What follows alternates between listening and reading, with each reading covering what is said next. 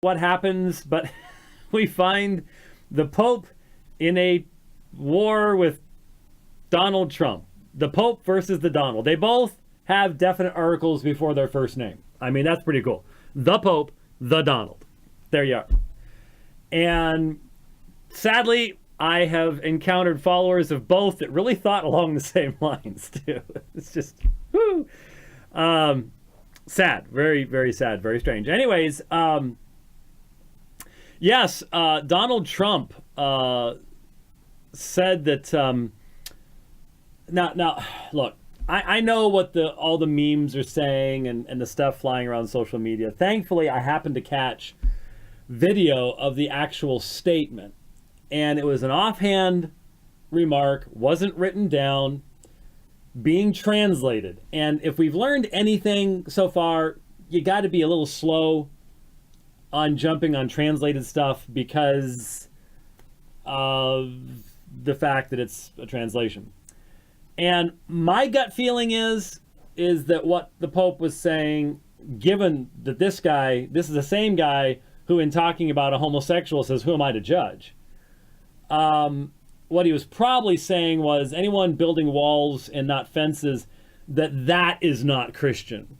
Not that person's not a Christian, because this Pope would loathe to have that level of a standard. But I think we can learn what is most important to the Pope. This guy is a liberation theologian, which is nothing more than saying a communist. He is a religious communist. And the idea that he would have problems with a border. Folks, if you don't have borders, you don't have nations. If you don't have nations, you don't have laws. You have anarchy. You can't render unto Caesar the things that are Caesar's if no one knows where Caesar rules.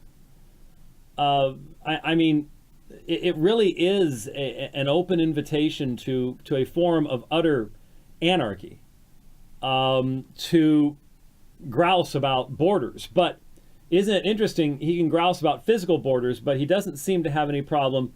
But he seems to have a major problem with understanding theological borders. In regards to all the issues that define the gospel and things like that.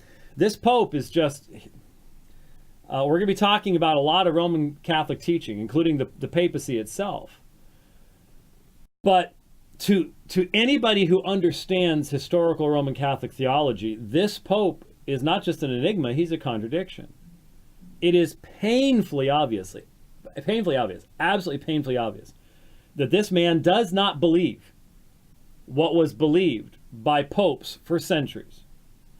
And so no matter what else you do, if you want to look at the papacy and go, oh, hey, we have this established church and it's the church of 2,000 years. Of course, there wasn't any papacy in those early years, but, you had the Bishop of Rome and his power grew slowly over time. But when you look at what became Roman Catholicism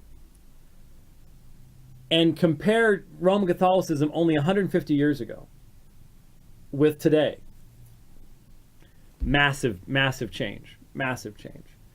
And it's got to be tough for the Roman Catholic apologist who, wants you to believe that, you have all this confusion and we have the Pope.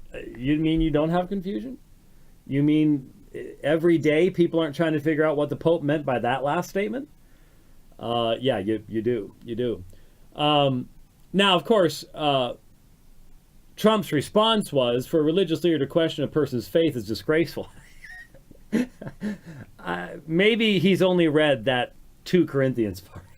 Well, no, if he had read that, he would have run across religious leaders questioning other persons' faiths. Like in Galatians or Jesus in Matthew 23 or John in 1 John and 2 John and Luke and we get the idea. The Donald knows that much about the Bible, but pretends, it's all pretense.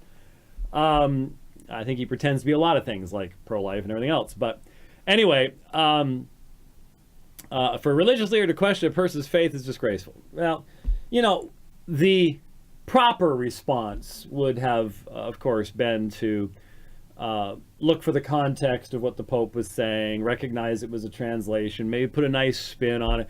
But that's not the Donald's way. And but it does give us some insights into the Pope's priorities.